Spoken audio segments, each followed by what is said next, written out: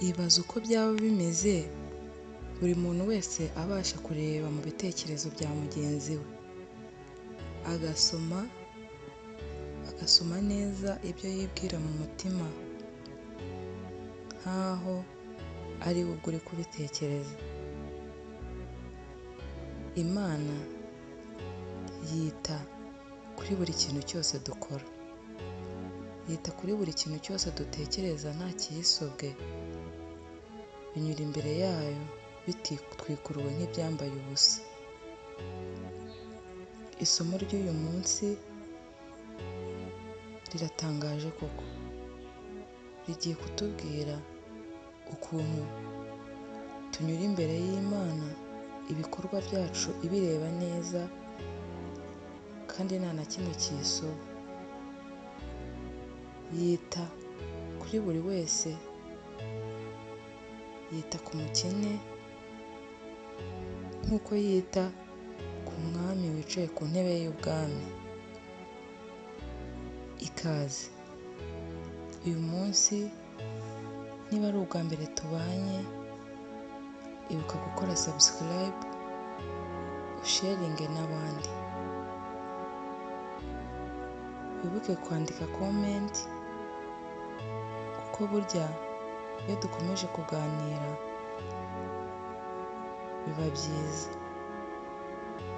Uwo wumva ni Byukusenge Honorine. Imana mu buhanga bwayo ntago yigize iduha iyo mpano yo kureba ibyo bagenzi bacu batekereza, ariko se kuri yo byo bimeze bite? Ibaze, utekereze, usubize amaso inyuma mu bintu bijya bikubaho, niba hari igihe ujya ubibona n'amaso yawe koko ko Imana yari ibirimo, ukumva ko hari uburinzi yaguhaye, cyangwa ukumva ko yakomeje amaboko yawe ku buryo ntawabiguhakanyaho. Utekereze niba koko ibyo bintu bibaye biba kuri buri muntu wese, kugeza ubwo aba afite ubuhamya bwihariye butandukanye n'ubw'undi, avuga ati cya gihe Mana narakubonye. None ubwo twahera he duhakana ko ibikorwa byacu Imana iba itabizi neza, cyangwa ko yaba itabigiramo uruhare? Imana igira uruhare mu mibereho yacu kugeza n'ubwo imenya imigendere yacu, imijyamire yacu ndetse n'imigarukire yacu. Ibizi bya buri wese nkaho ari we wenyine uri ku isi. Muri iyi si yahaye imigisha idasanzwe, ikiremwa muntu nicyo cyakira imbabazi zitangaje kandi ziruta izindi zitagira akagero. Ucyumva ibi wagombye guhita wicara ukabitekerezaho. Uti gute se? Ibaze kugira ngo umuntu abe akureberera, akwitaho, akurikirana imibereho yawe ya buri munsi nubwo wowe waba utabizi, ntabikwishyuze kandi akabikorana urukundo rutaryarya kandi rutarobanura ku butoni.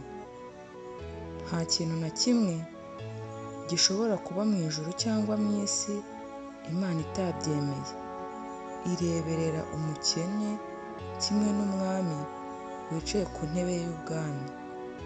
Ibyo byose Imana ibikora igira ngo ihe umuntu umutekano ukwiye wose usesuye, kugira ngo agire uruhare mu kugena iherezo rye, ari ubugingo bw'iteka ryose cyangwa se ari urupfu rw'iteka ryose. Ibyo tubona Imana idukorera ntabwo ibidukorera kugira ngo tugere ku bukire bwinshi cyangwa ku mibereho runaka twe twifuza nk'uko tubibona, ahubwo ibidukorera igira ngo intego imwe gusa igerweho, ari yo kugena iherezo ryacu. Ibyo dukora bya buri munsi hari icyo bisiga byemeje ku iherezo ryacu. Ibyo tugomba kubitekerezaho kugira ngo tugire icyo duhindura mu mibereho yacu n'iherezo ryacu tutangire kurigena uyu munsi. Isomo ritangaje ry'uyu munsi riratuburira kutabaho nk'ibyigenge, aho dushobora kubaho nk'aho tuzi ko ntawe utureba nk'uko bagenzi bacu tuzi neza ko batatureba mu mutima, ariko tugomba gusobanukirwa neza ko Imana itureba neza ibyo dutekereza nk'aho nta kintu kiyikingiriza na kimwe. Ibuka ko ijisho ry'Imana ridahumbya, kandi uzirikane ko ibyo idukorera byose itabidukorera kugira ngo iducireho iteka cyangwa ngo iduhane, ahubwo ibiturebana amaso y'imbabazi, ireba ibyo turimo ikumva itugiriye impuhwe, ikumva ishaka ko twayigarukira kugira ngo itubabarire. Imana mbere ya byose.